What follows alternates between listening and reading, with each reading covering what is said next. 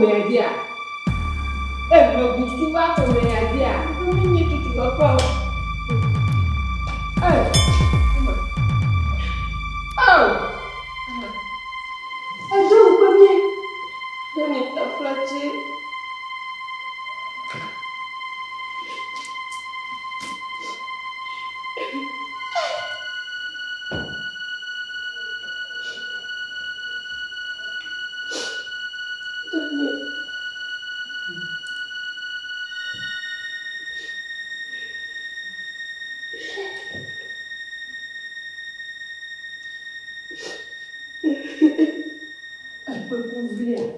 Convia.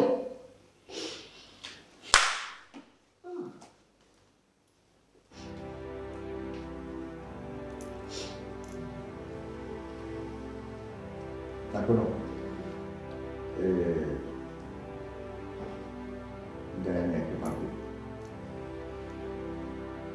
Voir puis que le job là mais à toi et ta voiture mais ta voiture et ta voiture et bébé maintenant et bébé maintenant tu peux fier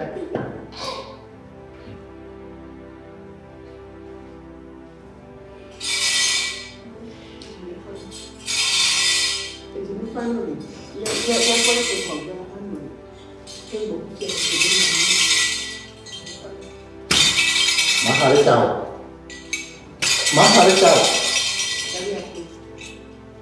Berapa? Di mana dah?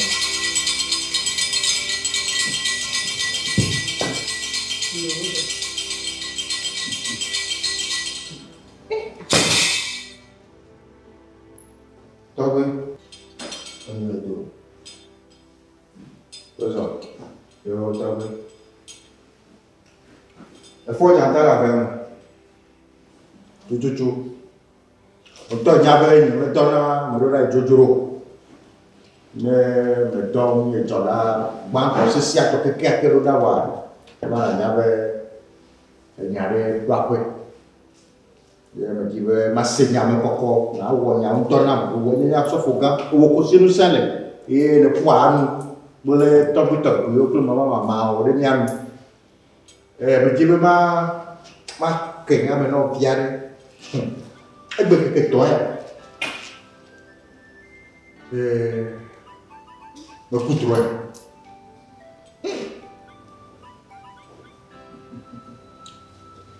enyabe tobi le program be estado dola de non ko so enyam me kodam kuro kita me do tudo bena ba ka me na bara be ga le jojo le fina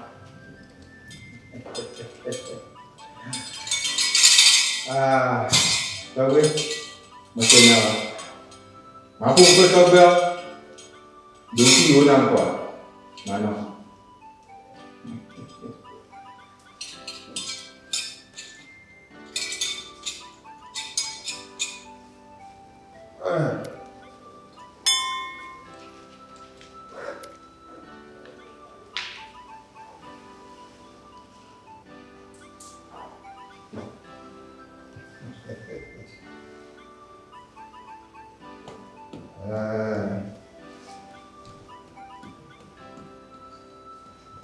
Tahu bayang. Ibu yo ni kecil buku baju mana ko. Bamba ko lu cakap cukup baik nyom. Lepas tu sebelum kau nak biola. Besar pakunya ni. Mana tu katakan kau nak tahu point. Dah jangan ni. Jelasin apa ni bro. Nana berapa? Kan ketutup ya. Orang boleh seni ini lo. Ina doji.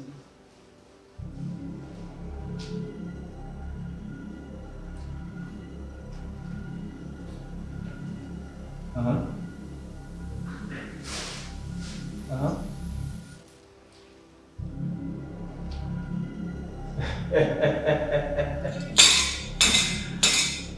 Tọ́gbé ló ti pa fẹ́ ẹ bá. Tọ́gbé má gbọ́n náà mi bómi àbẹ́bíà ìpọ́ ń tún náà wọ̀.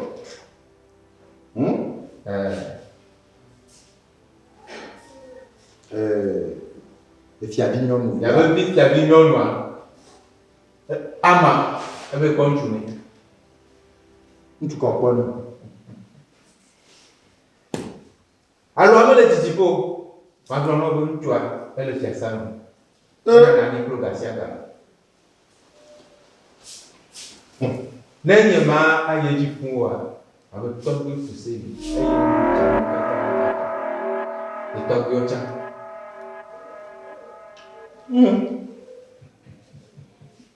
Enya me kɔ vɔ ɖe menye fiavi nyɔnu tɔ be nakpɔ la. Nye tɔtɔ nye be nakpɔ kɔkɔ ɖe drɔnya ŋu. Mafia nya se ɖa mu boŋ wa. Gafia wo ke.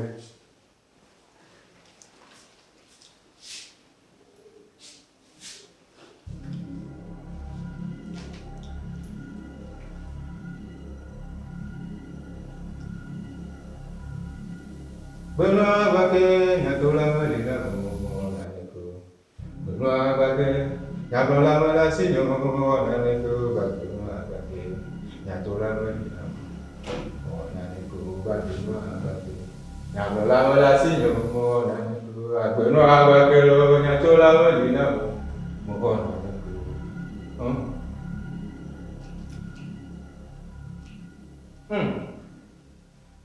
Musuh afɔku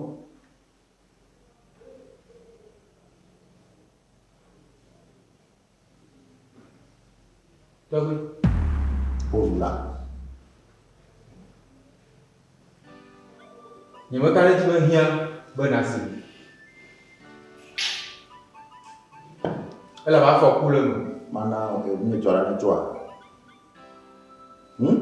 Tɔgbe me ɖo mo o ɖeka ko mate ŋu agblɔ ne ya.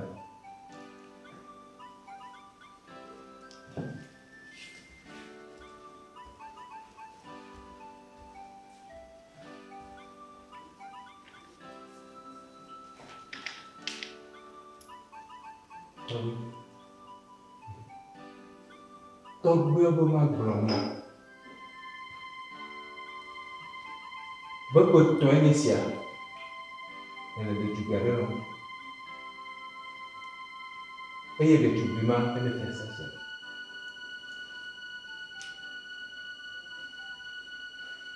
Ekpetɔ nye sia ele wo tɔ tso be dometɔ ɖeka lɔ. Nu ka ta? Le manya nye mea. Alo.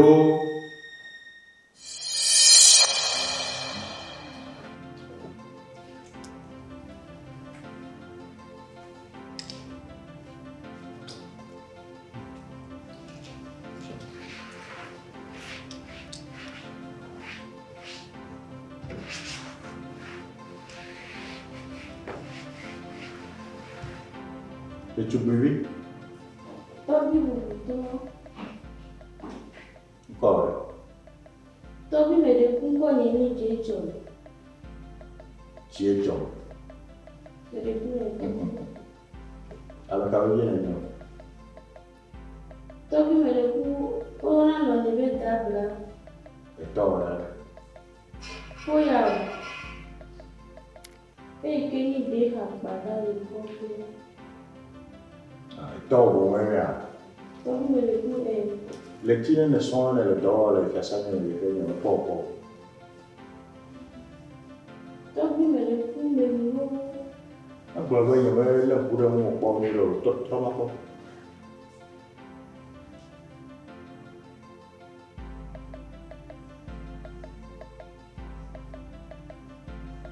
Adzi nɔ dzi adzi. Ok. Dzi dzɔ ma lo. Tɔgbi me ɖe ku. O dɔ na dzi.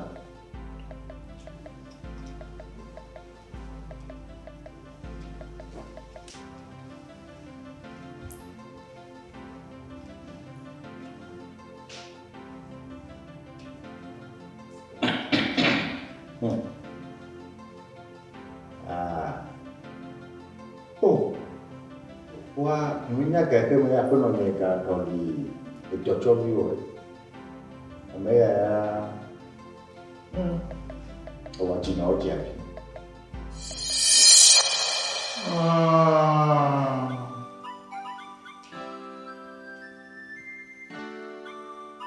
Menyang cuna. Oh, damping toy. Menyang cuna mo. Vợ này thì nó bừa à để thì đúng nghe đấy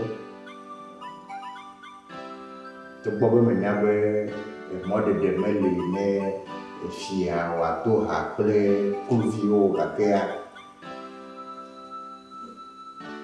em là tên nó được luôn năm được tôi luôn quên tôi quên untuk là nhau lúc xia phổ khu lưng tôi quên mà đặt xí cái gì ha kita guna dasi caranya bahasa Sunda. Nhà về nhà tuổi như chủ à thế nên vì khi nhà có sao phổ quả đây cả nhà mới chứ nên cũng biết trong đôi năm là nó với em biết không biết nhà quả nào về nhà bữa xem này Tôi biết tôi mà cảm ơn có cha là xin họ cũng là tôi biết bố trí chỗ nào mà bạn gặp không mà biết là bao nhiêu tuổi mày là tôi gì tao biết rồi ở món nó còn không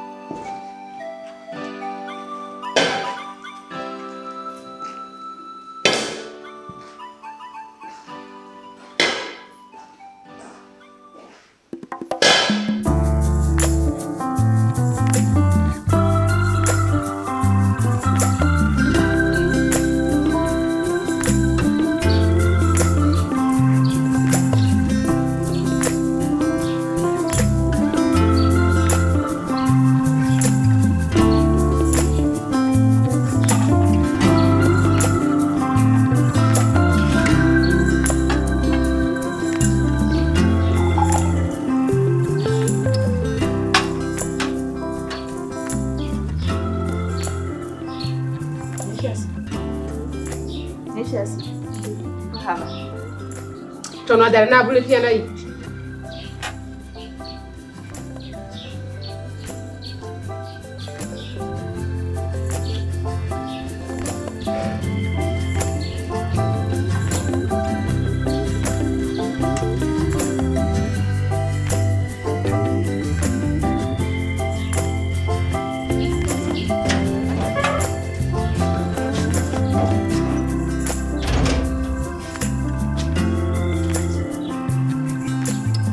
Jadi, oh dada, na yom na namare, di kaso nam la. Jola. jadi Kwa jikpere kava nam sia. Kar yom na nama, atia wanya ba bire le wa la.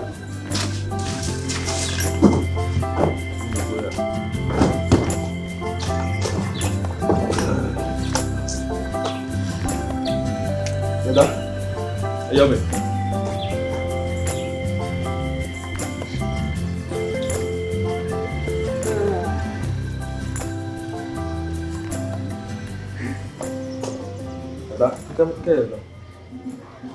pode que trouxe o busto. Pode que te fine. Editor ale gbegbe. Pode lá. Que o nu o now. Mele dito donamo. E ti avinha. Mele dito donamo de. Nunca mo ba. Mele nyaw ti bu, le nyaw le po o. Nyama po ku tu gbeja jare ke po de. Le kope ya me. E wo fi avi jereka. Duatu. Agbaze me yin popo. Aga no treka kana ga ya me. Oh, dada, da si kwa nyama chicken bola. Ada si kwa nyama beleke. Nye do da si woni be makpo klo nyonu de tubi. Chami fuseni bevi elo. Koye. Allo matedia. Chami somanu evia kolali. Oh, de tubi za bene vale. Etia medegwe. Fine. Allo menua. De tubi lo kwa me gbogbo. Oh, nyama lo pa me ke pomode. Enya te pe mea. Ndia, yi tambu grande na. Ma sende me le ko. Nu kanyi nu ale jojo ma te gbro na nye enowo. Alo mo kanare dinya. Oh, dada me kanare. Eno nyere nwe, makare joko. Ma sende ko. Dada. Poto dire. Poto vire beleke. Yi isu are ko. Gaya me ato de mboe. Eto wo fia. Kaka we apesike edwa. De mbo we. Si kwa nyama chicken bola. Oh, deko yo na komla no kele evuti gan comme efia deko ene. Ajuwa bia. Aju le nyobo ko. Ajuwa vira bano yi. Fuga. Ekwa gongne a. Agogo atera lo se wa mbe oh, efia di date ya. Oh. Ke kuga mo jona jeno dada. Echo, mo kwa ye tata ya. Lo se la konu flake de makia. Ano ni Mako ko dia papa mo maro. Echo, etambenade o chazanwa. Amole bubu. Lu amole kwame. Amu pona tia same. Amdo oh, alo mo pona ambe de ko ene ha.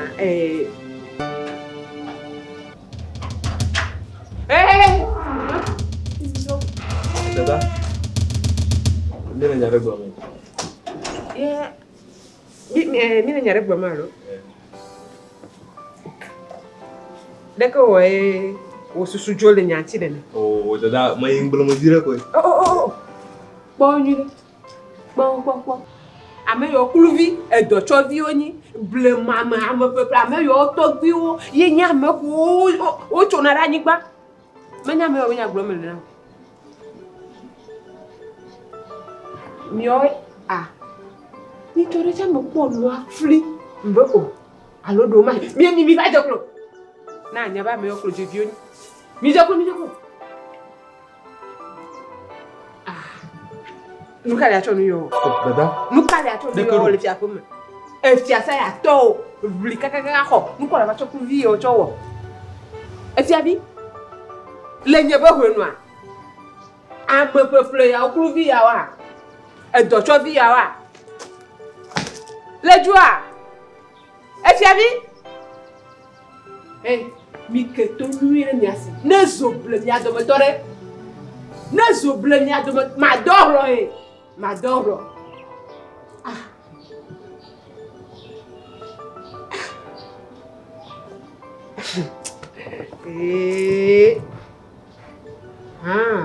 Amajo atondore. Nu fufuru yo.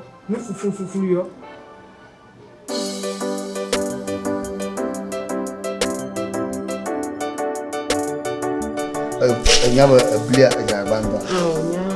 Na blia ja si ko ga flega ma fume. Bana nyaba blia do kwashi.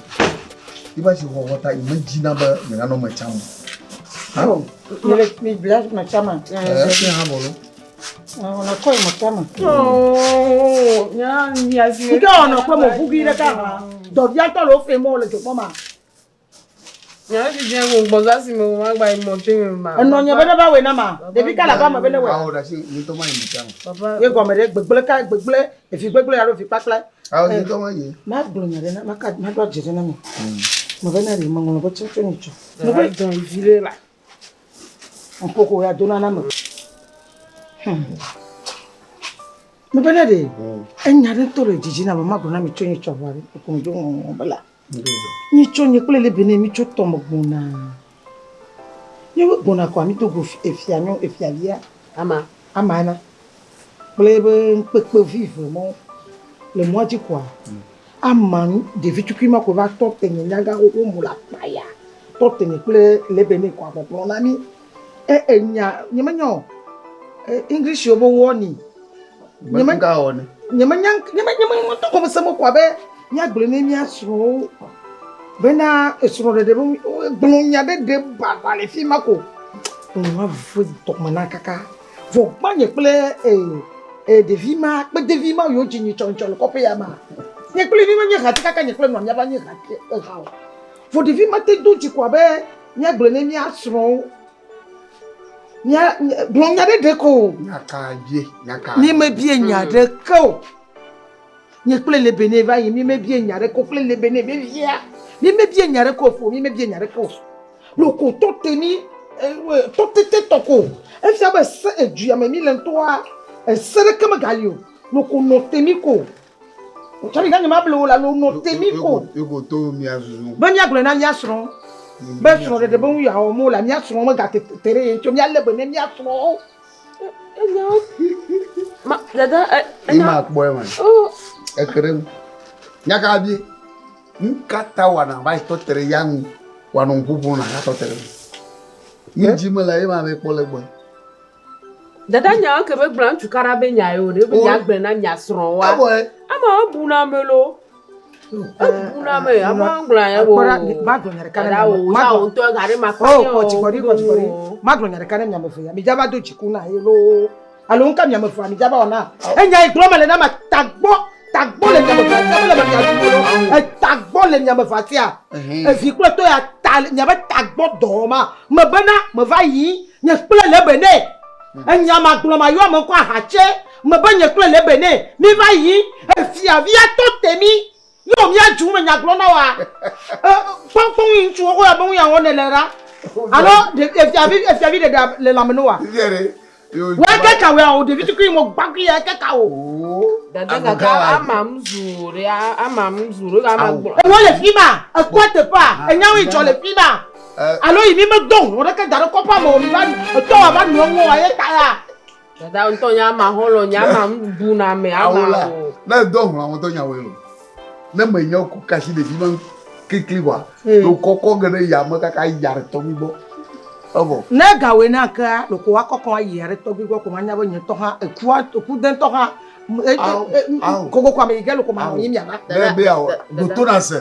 Na be awo jeri. Wo je klo mo. Se a. Ka oro da mo wo bo. Ni klo mi la pa bo. You know, apa bo. Se a. Na ko dogo kwa po. ati be nya ka ko me na o tu ko ta popular mo ndeke go mo san mi ko me la ye na yi ata me na be gbe nya ma agro nya ma ni togi wa gbe ma na fi o dada oh Be tugbe o si e. hello Ale o je tugbe do a. Yin ti o son na do. ye ha Man lo na be mu de kene kai ju. Mana to bi kwa me ni no anu kplo. Okpolo na so me. papa e jona jina we ni holo nyare papa ko rala me ga ko ble pu gbe ba ni gba na mo lo No. ble me ga ko ngona mo ye me le we an to ku tu atare me ba na de Yo je no so papa Na po ma nya kpora ne mari. papa ko rala Mo bura ta mo we. Ajino jina. me ba na de o na o to bi ko ho ta popular ya be de vi ma ya po ko me le ma ah o ne na ma o na we ma Mo blere ko. no me ne Oh. oh no me ma me ti te ta me je le be ni ba po me fi la me je be glo nya ya ni e su su mo ne na ma e ga kan ye Akwari, agui igbo mo le no yin ba amawa zunri. Enya kpora. Yi ba gbala, enya kpona. Oda. Ye wa- Ke ngbodu mo wuya. Ta na yima do no mo don do shi. papa no te ma gbla no la ne nye tom le zoku de ale e vivina na be nyere kenye we holo e jona di Ga na mo mari ko de mo tugbe yo mo fo. Adu di mo. dada me amuzo me nye mi na o na ipo O ko ga. ma glo nya ka no na epo be bibli ma o mo la ya po go mo le ma dara pa mo ne ko O yo ko mba no ma. glo ko ma da fi kilo no na bu ko na mla ko me ja bo pa na fi afi ma nchi e fi o gbogbo na be gbanya ye to ba de dia ji de ma To. Mo yin mo re. Amabu. ya o so lo ajiboga Ba ya ka. na bla na pa ti ba na mo abo ba do po Oh no no. Ba ni ma ti te fi na. Ah, mira, cita. Leke. ela Mire. ya so Tu mo gato ya. Bobo ni mo kila fo ko pa fo mo le kare. sa pro ko na Ya pa. dada la Au, ni ma pa boli. Eh.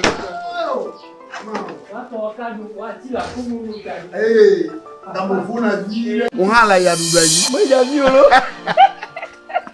De yore fude no. Tu vois? De yimo no junga no nko. Papa ya duva yilo kwenya. Comment Javier bien no avant que je me dise. Eh. Oh, de vieux je suis bon. Be gama su kwale. Oh ton ko que Leke. Nyawe so nya pomoto. Ya no yo. Odo. Odo yira. Oli. Ovio. Odo e. Odo nya. Anyi so ema. Ni chou. Ni so fia sama. Eka movie dem ye. Bon bon. Le to bio na mari. Le to ji le to na mai ko to no ho vo.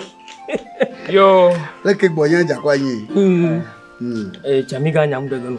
Amesia. Mani. Eche mela fofo re keji o. Kima. Dagbe ko e.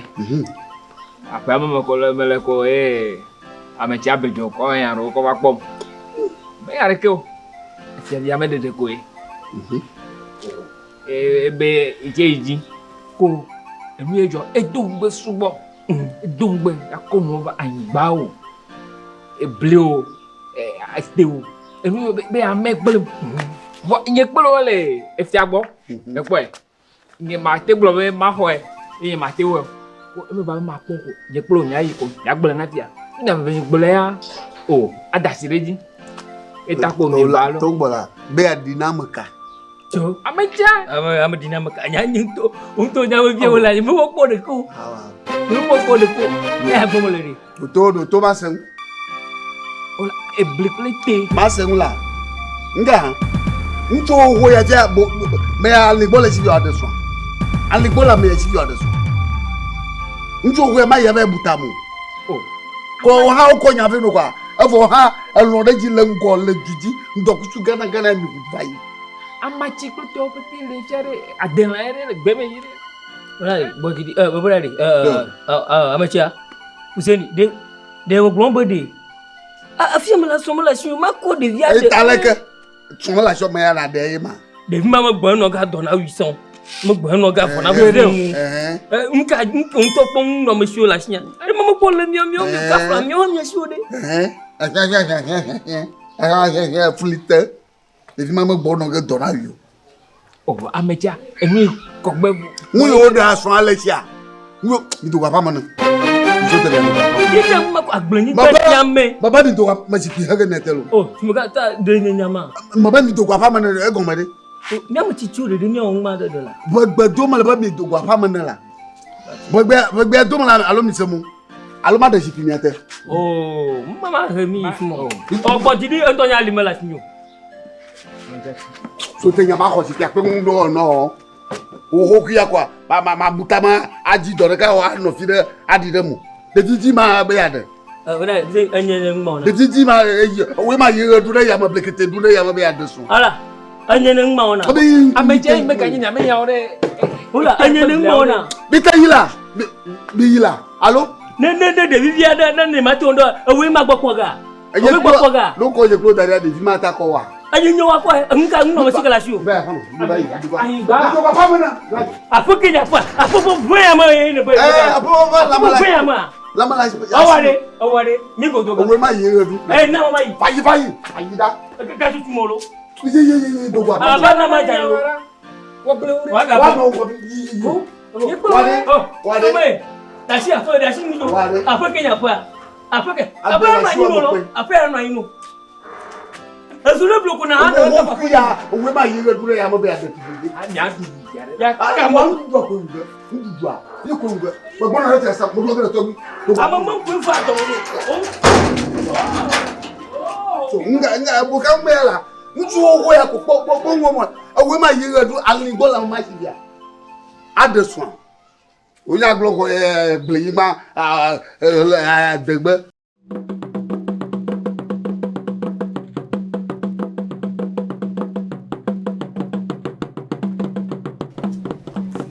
Quand tu dois sinon, remarque non de sécurité alors ta élevé nyawe awa de nyam wa me donc ba rebe ki nye yobo we sukua e ni me regarde o le yobo fi omi no e mi la hat la o ta ni suku yobo dia ta mi jo wo na kwa ko yobo de sécurité alors là bo ne mi le aba gbeji ele nkona futo boy ele bi ana futo be me po ele me po ni le ko ati adoro adiko le ti ke ko e ko le mo fo no le ko de fi ama fi on sécurité le quoi ni annually o mi o mi la ele be la ti le ti ka futo ba pa le ti ka ki pa le ko de o mo bi nkulu na wa shari ma ko nkulu to nya ro le ka ko ni shari trofia ma eu vou voltar e que filme é que ele que o futuro não pode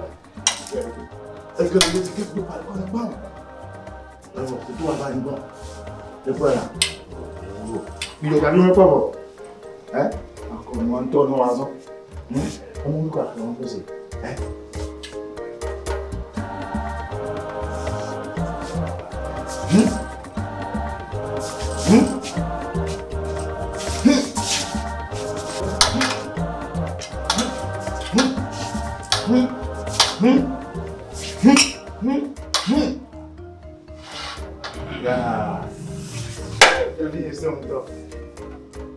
Et à bon le dos que quand il y a secret trop il m'a de fion de cas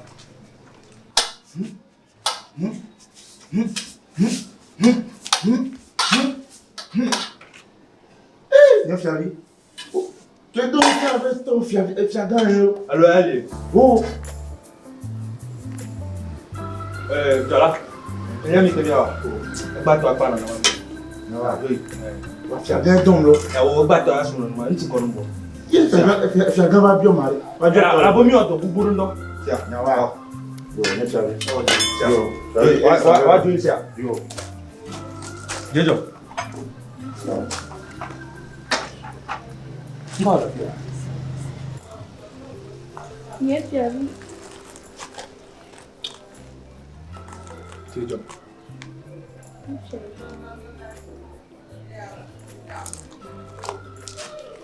Bom kumara Niye fiyavi ni matia ku.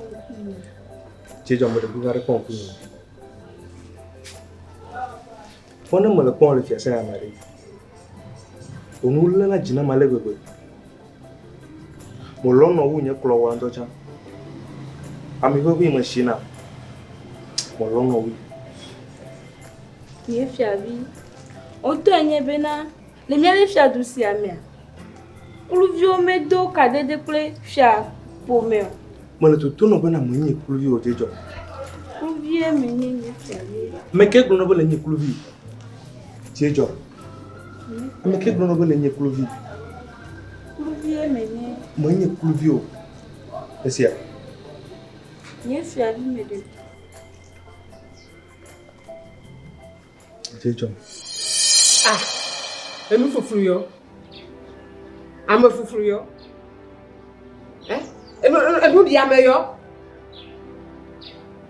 mi ke mi abe to nue zekoti ame la gbena mi ya mi ame yo mi ame fufuru yo le kia mi medo mokpokpo cha me li o kaka ma glo cha be mi ate va no fia sa ya mo mi ame fufuru yo mi mekpo mo abe yo de fia sa mo toreko e vignolo ameredo male mi o mi adomo mi se ha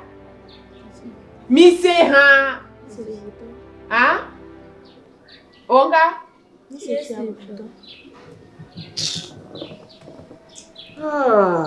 de fou e doganga o le dinya ma ko va no yo cha gbro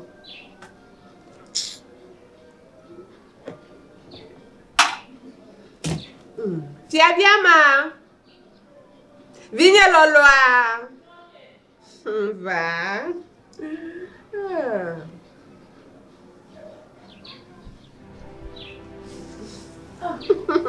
Tata. Oh, Nanila.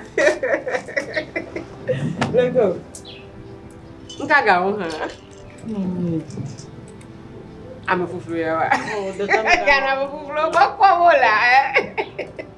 Ma braji vide kwa. Dada na oni chula ni koga wama. Odo ajina. Dada. Ba no un fufuru mo gbo pon la ke gblonya na la. Chuku. Dada mi jimi ma do. Ado ifika. On y a une Wala nya wonu e. Na ga sa gwi focha. Wala no wonyi nya ge. Ka ke no no klo divide la. Le nya nu fufu yo, ame ya we ble na nya to gbo, ame ya we na o nya to gbo ta o to so am pe ple o na mi. Dada vous que mě que vous voulez qu'elle chasse la menamie. Le vieux ni. Ma te c'est bon.